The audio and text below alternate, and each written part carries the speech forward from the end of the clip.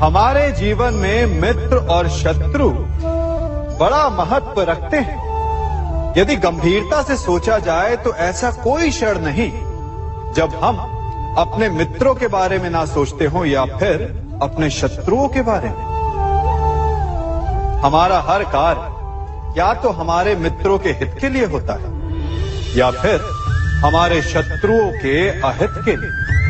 हम हर स्थान या तो अपने मित्रों के साथ होते हैं या फिर अपने शत्रुओं के साथ। कोई नहीं चाहता कि उनका शत्रु प्रसन्न रहे।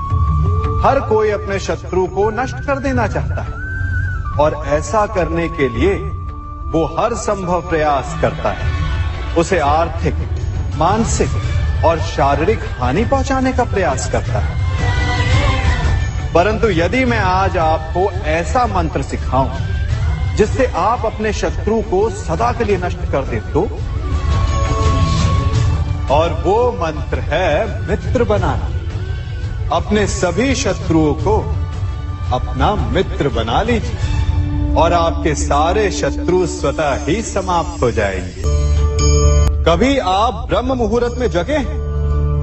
जगकर देखिए, संध्या होने के पश्चात जब रात्रि का अंधकार सारे संसार को धीरे धीरे अपने अंधकार में निगलने लगता है, तो यही अंधकार ब्रह्म मुहूर्त में भोर होने से ठीक पूर्व तनिक अधिक काला हो जाता है। कुछ समझे? हमारा जीवन भी कुछ ऐसा ही होता है।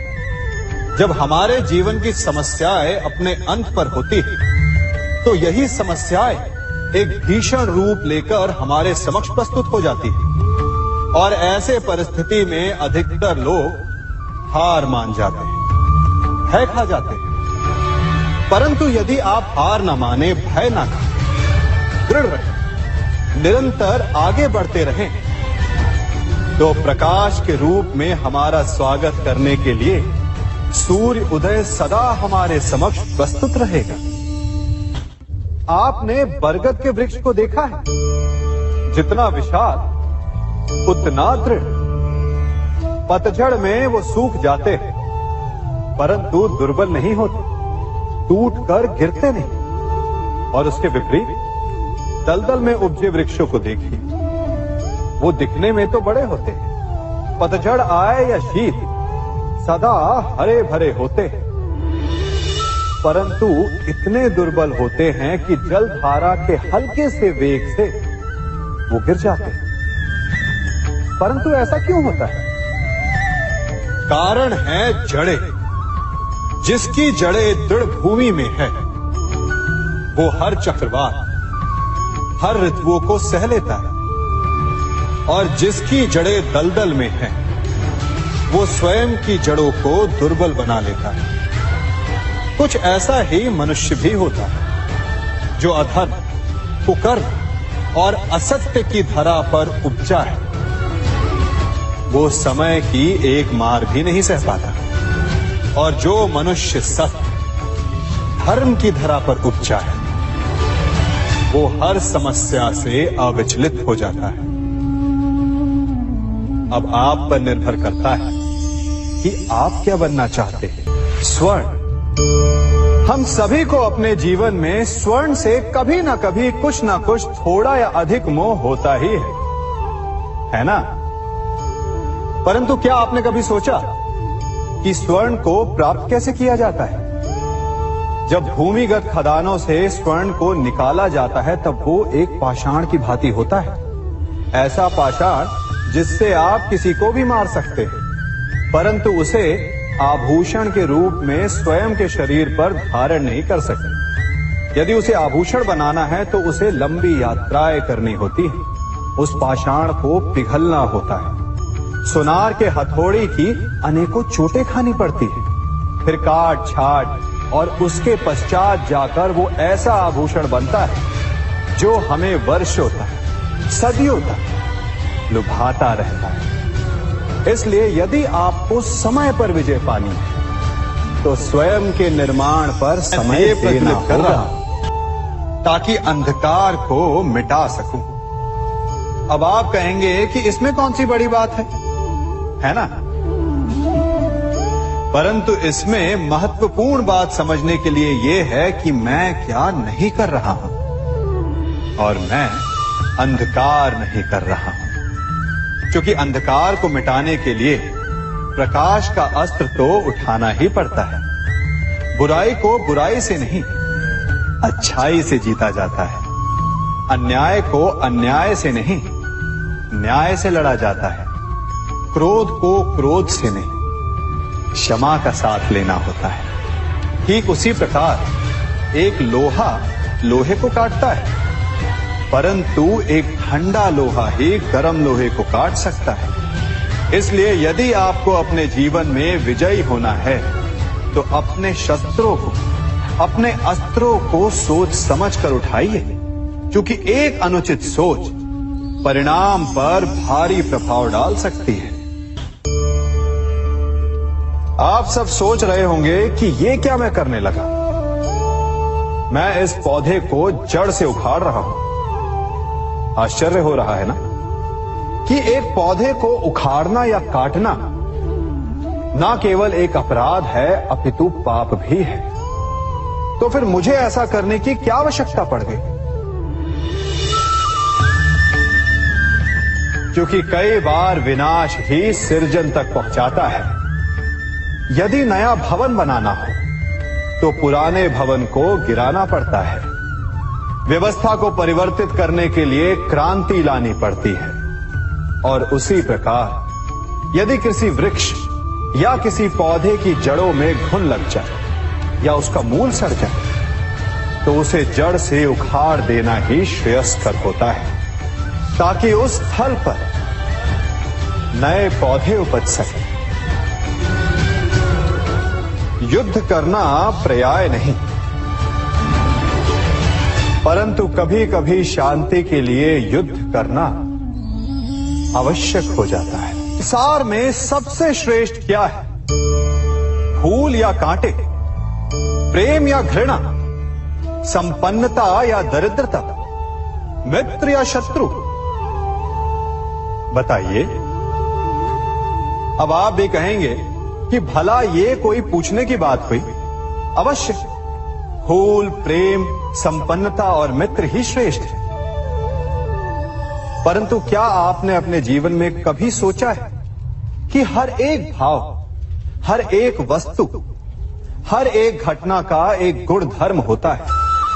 त्वचा पर जलन करने वाले फूलों से अधिक श्रेष्ठ वो कांटे हैं जिनसे आप अपने घर की बाढ़ बनाते हैं ताकि वन्य पशु आपके भीतर ना आ सके। वो प्रेम श्रेष्ठ नहीं जो आपको अंधा, लोभी, पक्षपाती बनाता।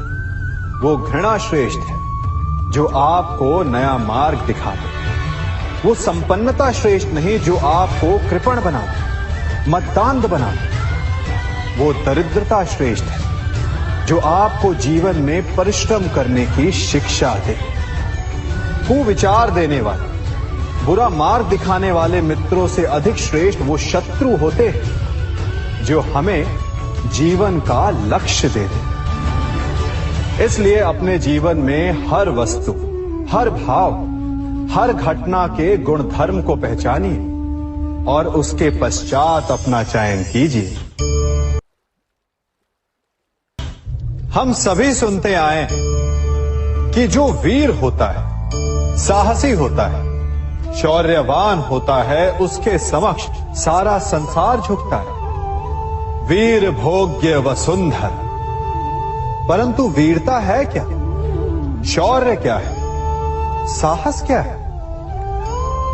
साहस युद्ध नहीं, वीरता विजय नहीं, शौर्य कभी ना गिरना नहीं।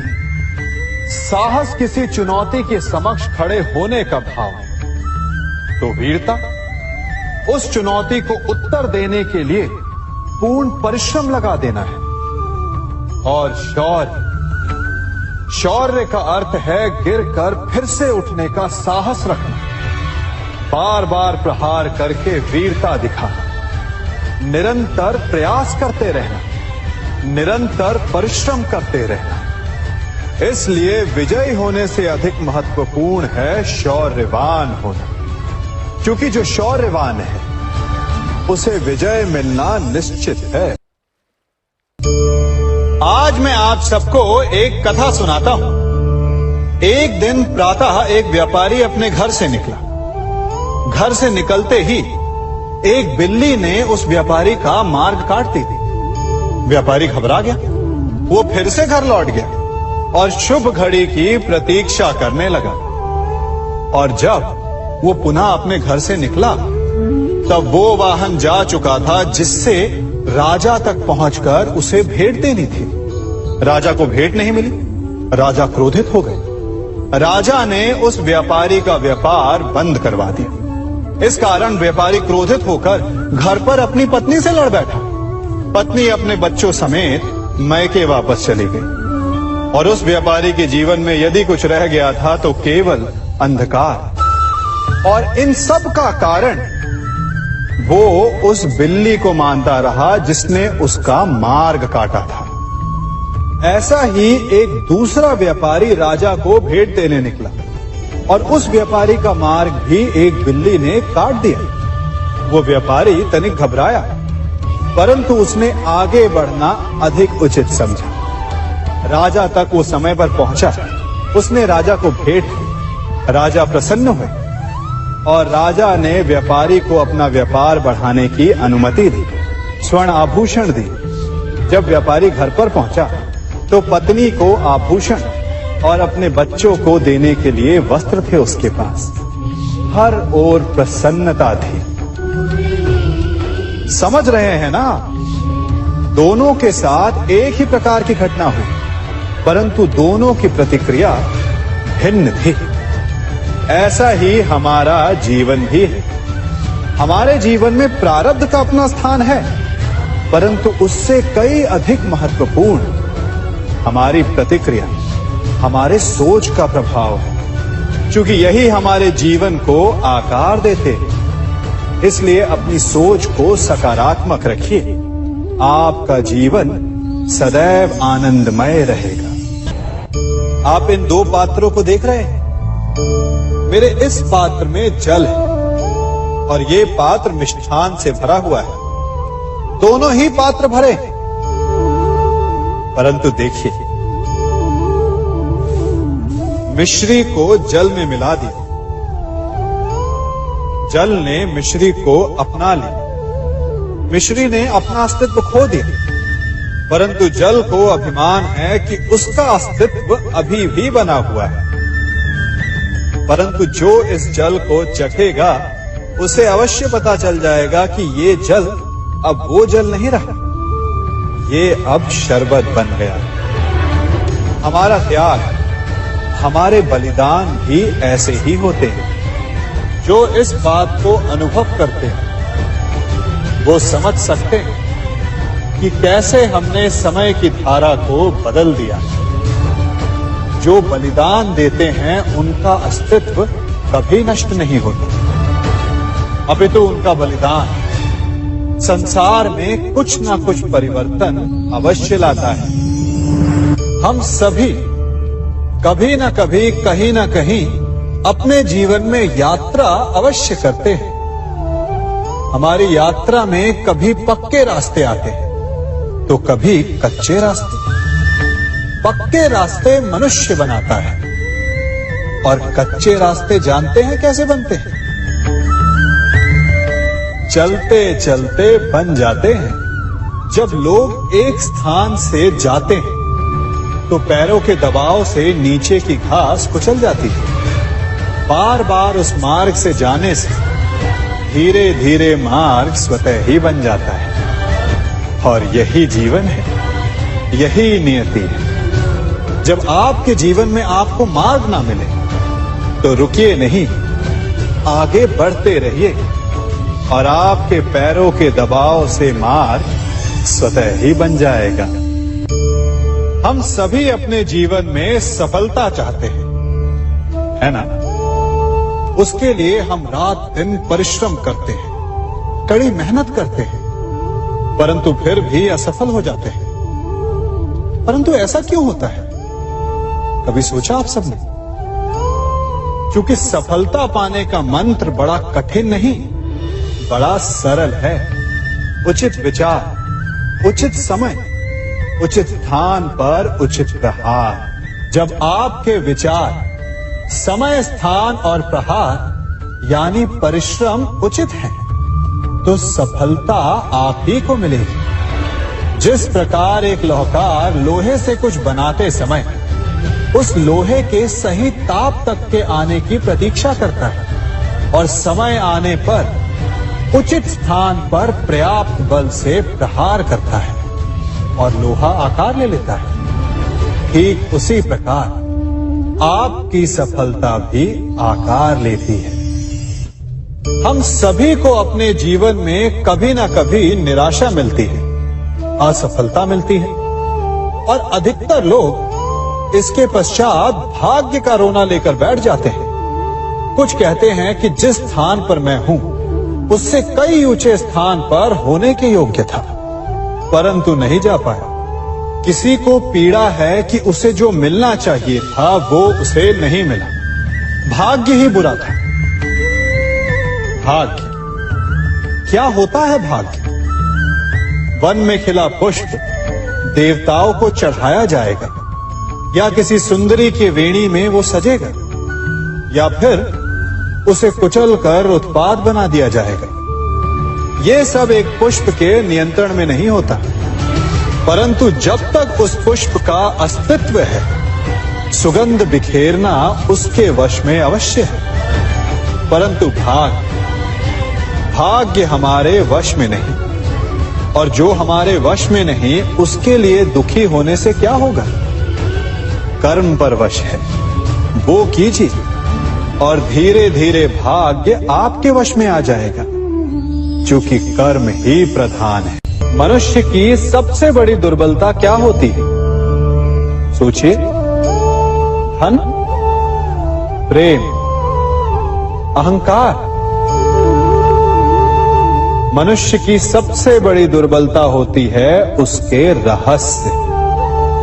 चाहे आप कितने भी शक्तिशाली क्यों ना हो, कितने भी प्रबल क्यों ना हो, परंतु उसके रहस्य उसके नाश की चाबी होती है। इसलिए यदि प्रबल रहना है, शक्तिशाली रहना है, समर्थ रहना है, तो अपने रहस्य को किसी को भी ना बताएं, ना मित्र को और ना ही शत्रु को, क्योंकि समय पड़ने पर कब कौन शत्रु हो जाए ऐसा कहना संभव नहीं।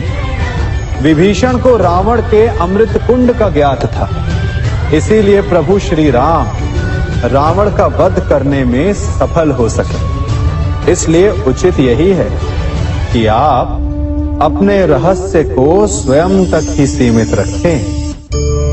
मनुष्य का मन बड़ा विचित्र होता है, कल्पना में ही विकास करता है, संपन्न भविष्य का स्वप्न देखता है और कल्पना में ही जो नहीं हुआ उससे भय खाता है। और यही भय मनुष्य का सबसे बड़ा शत्रु है। हमारे भविष्य के मार्ग में, हमारे आनंद के मार्ग में सबसे बड़ी बाधा है। अब आप लोग मुझसे पूछेंगे कि इसका तोड़ क्या है, भय से मुक्ति कैसे पाई जाए? तो ये प्रश्न आप स्वयं से पूछिए। तनिक सोचिए, जब आप एक सुंदर भविष्य की कामना करते हैं तो उसे पाने के लिए आप परिश्रम करते हैं ना? ठीक उसी प्रकार भय से मुक्ति पाने के लिए आप उससे लड़ जाएं और उसका निवारण आपको स्वतः ही मिल जाएगा। इसलिए जब भी भय आपको सताए तो उससे भागे नहीं, उससे घबराए नहीं, क्योंकि भय का काम ही होता है आपको भयभीत करना। इसलिए जब भी भय आप पर आक्रमण करे तो आप भी उस पर पहले ही आक्रमण कर दें। हम सब मित्रों के साथ रहना चाहते हैं, शत्रुओं से दूर रहना चाहते हैं। क्यों? क्योंकि हमें जीवन में आनंद पाना है, जीवन में आगे बढ़ना है, स्वयं को संपन्न देखना है। और यदि किसी से भी आप पूछेंगे कि जीवन में सफलता पाने के लिए सबसे अधिक आवश्यकता किसकी होती है, तो हर एक आपको लगभग एक ही उत्तर देगा। सफलता प्राप्त करने के लिए आपको सच्चे मित्रों की आवश्यकता होती है, परंतु यदि आपको और अधिक सफल होना है तो आपको केवल मित्रों की नहीं, शत्रु की अधिक आवश्यकता है। अब आप कहेंगे, ये मैंने कैसी बात कर दी? तनिक स्वयं सोचिए। जब भी संकट आता है तो मित्र क्या करते हैं? आपकी सहायता करने के लिए आपके साथ खड़े हो जाते हैं, और संकट के समय में शत्रु और बड़ा संकट बनकर हमारे समक्ष खड़े हो जाते हैं। मित्र हमें सहायता देते हैं, अपनी शक्ति देते हैं, परंतु शत्रु आपके भीतर छिपी शक्ति को बाहर लाता है, आपको और अधिक बलवान बनाता है। संगति या साथ, मित्र और साथी मनुष्य के व्यक्तित्व के लिए सबसे महत्वपूर्ण होते हैं। अब आप कहेंगे, ये कैसे? मनुष्य अवश्य अपने व्यक्तित्व के लिए उत्तरदायी होता है, परंतु मनुष्य संगति में ना चाहते हुए भी उसका व्यक्तित्व संगत की भांति हो जाता है। इन पात्रों को देख रहे हैं, मध्य में जल रखा है, इसमें दूध है और इसमें मलिन कीचड़ रखा है।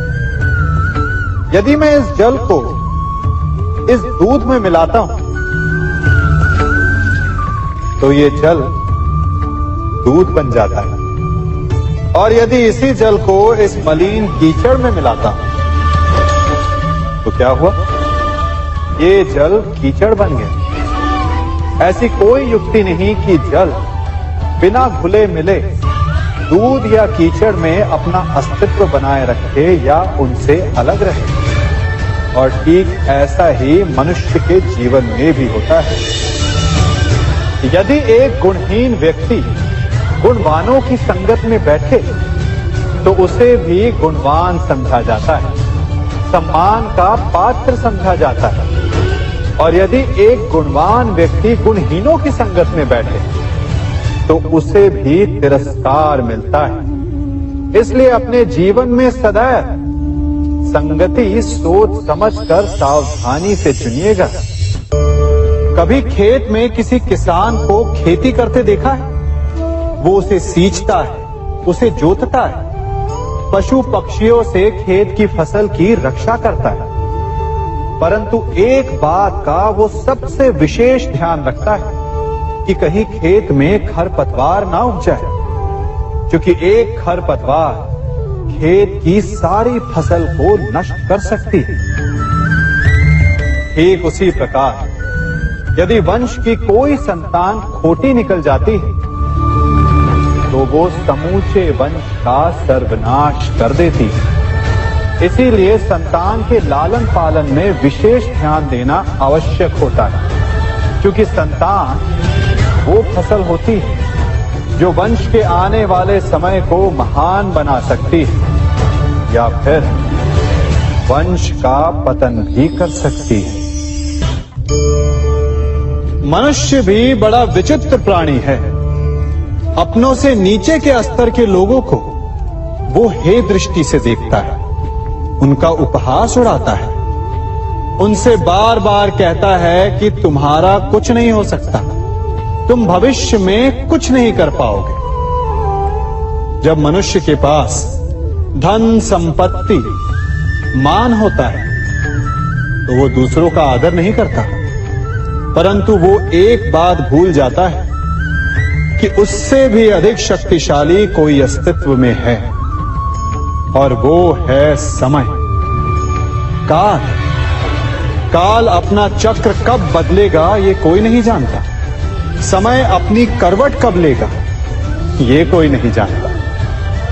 कोयला भी समय के साथ साथ हीरे में परिवर्तित हो जाता है। इसलिए जीवन में कभी भी किसी का भी उपहास नहीं उड़ाना चाहिए।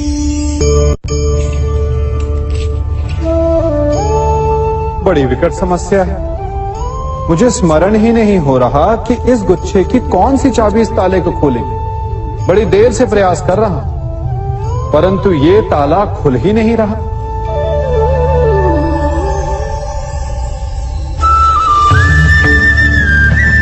ऐसी परिस्थिति में आप क्या करेंगे? अधिकतर लोग ऐसी परिस्थिति में अपनी आशा खो बैठते हैं। उन्हें लगता है कि चाबी खो गई। वो तिलमिला जाते हैं, क्रोधित हो उठते हैं। परंतु उस समय धैर्य रखें तो गुच्छे की अंतिम चाबी ताला खोल सकती है। कुल्हाड़ी का अंतिम प्रहार वृक्ष को काट के गिरा देता है, परंतु क्या सत्य में कुल्हाड़ी का अंतिम प्रहार वृक्ष को काट के गिरा देता है? आपको आपका लक्ष्य दिला देता है? नहीं, आपका निरंतर प्रयत्न ही आपको सफलता दिलाता है। जब आपका मन निराश तो अपने कार्य में दुगनी उत्साह से जुट जाइए, क्योंकि अनावरत बहता जल ही कठोर चट्टान को काट सकता है। सफलता का मूल है परिश्रम, प्रयास और आशा। मनुष्य का जीवन ऋतुओं के समान होता है। आज ग्रीष्म तो कल वर्षा, परसों शीत।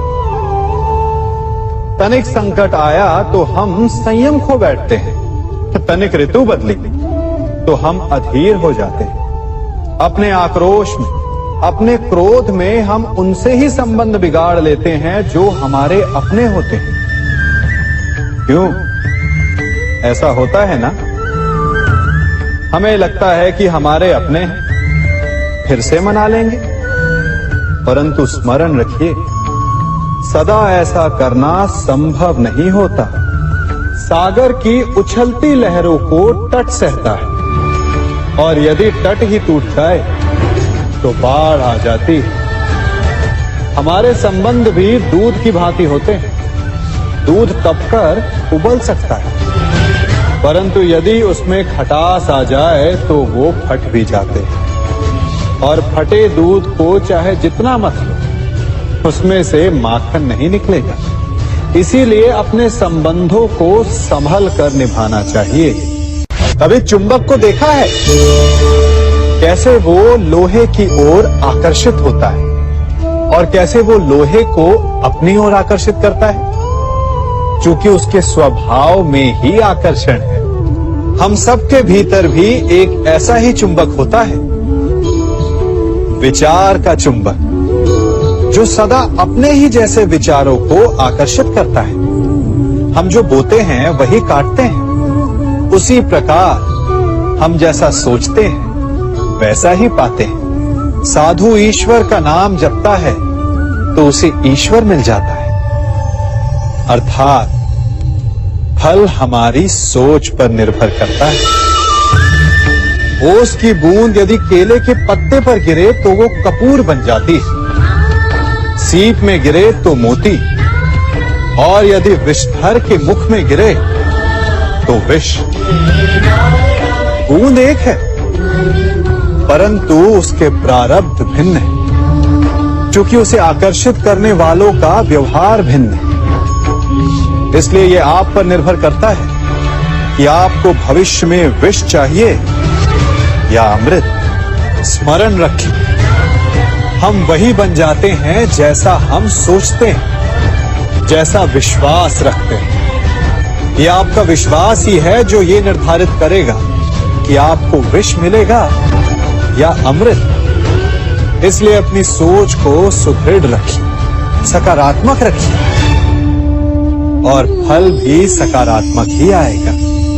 सबसे ये सृष्टि बनी है नदी की धारा और चट्टान के मध्य सदा संघर्ष रहा है, परंतु हर बार चट्टान की कठोरता को हारना पड़ता है, और नदी की धारा कोमल होते हुए भी कठोर चट्टान को काट देती है।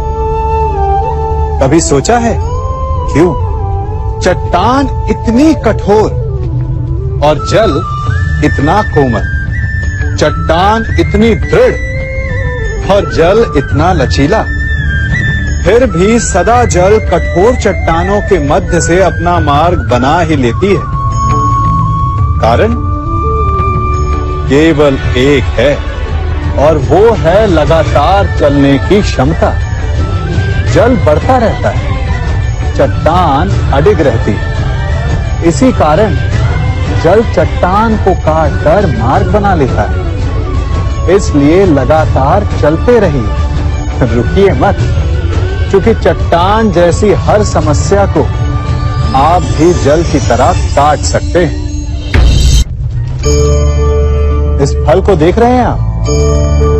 अभी अभी अपनी डाल से अलग हुआ है। बड़ा दुख होता है ना जब आप अपने उद्गम से अलग होते हैं, परंतु ये दूरी भी आवश्यक है। अब इस फल को ही ले लीजिए। अपने जीवनदाता वृक्ष से अलग होकर ये ना केवल किसी की भूख शांत करेगा, अभी तो इसके भीतर के बीज से एक नए वृक्ष का सृजन भी होगा और कई फल जन्मेंगे। सृजन की प्रतिक्रिया में पीड़ा आवश्यक है। यदि पीड़ा नहीं होगी तो सृजन नहीं होगा। पीड़ा अपने उद्गम से दूर होने, पीड़ा अपनों से दूर होने। इस फल की भांति हम मनुष्यों को भी अपने उद्गम से, अपने सगे संबंधियों से अलग होना पड़ता है। और यही अलगाव एक नए सृजन को, एक नई सृष्टि को, एक नए विकास को जन्म देता है। इसलिए ऐसे अलगाव से दुखी मत होइए, उसका स्वागत कीजिए, क्योंकि ये विकास की नींव है। अपराध वो भावना है जिसके कारण संसार में सदा दुख ही व्याप्त रहता है। हम सब अपराधियों से घृणा करते हैं, उन्हें कोसते हैं, परंतु क्या कभी विचार किया है कि कोई भी जन्म से अपराधी नहीं होता? तो ऐसा क्या कारण है कि कोई इतना बुरा बन जाता है कि वो बुराई की सीमाएं ही पार कर जाए? कारण है कामना। यदि कामना पर नियंत्रण ना रखा जाए, यदि कामना को पूर्ण करने के लिए परिश्रम ना किया जाए, तो वो तृष्णा में बदल जाती है, और तृष्णा लालच में, और लालच छल में। कभी किसी पक्षी को घोंसले की नींव बनाते देखा है? अथक परिश्रम करके तिनका तिनका बिटोर कर वो पक्षी अपना घोंसला बनाता है, अपनी संतान के लिए एक सुरक्षित घर बनाता है। और फिर कहीं से तीव्र आंधी आती है, भारी वर्षा होती है, और उसका घोंसला तिनका तिनका करके बिखर जाता है। फिर वो पक्षी क्या करता है? वो रोता नहीं, ना ही विलाप करता है। वो बिना विलंब करे फिर से अपना घोंसला बनाना प्रारंभ कर देता है और सफलता पाता है। फिर हम क्यों छोटी छोटी असफलता से भयभीत होकर परिश्रम करना छोड़ देते हैं? एक बात सदा स्मरण रखिएगा, हर वृक्ष कुल्हाड़ी की एक मार से नीचे नहीं गिरता, हर चट्टान घन के एक प्रहार से नहीं टूटती। सफलता पाने के लिए अनावरत परिश्रम करना ही मात्र एक मार्ग है। हम में से ऐसा कोई नहीं जिनकी परछाई उनसे दूर रहती। हमारी परछाई सदैव हमारे साथ रहती है। कदाचित हमारी परछाई हमारे कर्मों के फलों का संकेत है। कदाचित इसी कारण कई बार हमें अपनी परछाई से भय भी लगता है, परंतु इस भय से निवारण पाने का एक साधन अवश्य है। वो है सूर्य की ओर मुख करना या किसी प्रकाश के स्रोत की ओर मुख करना, क्योंकि तब हमें हमारी परछाई दिखाई नहीं देती। यदि इसे जीवन के संदर्भ में देखें तो ये प्रकाश का स्रोत शुभ कर्मों की चेतना है। यदि आपके मन में शुभ कर्म करने की इच्छा है तो आपको कभी भी अपने कर्मों के फल का भय नहीं होगा। क्योंकि यदि आपका मन शुद्ध होगा तो आपके कर्म शुद्ध होंगे और शुद्ध कर्मों का फल कभी अशुद्ध नहीं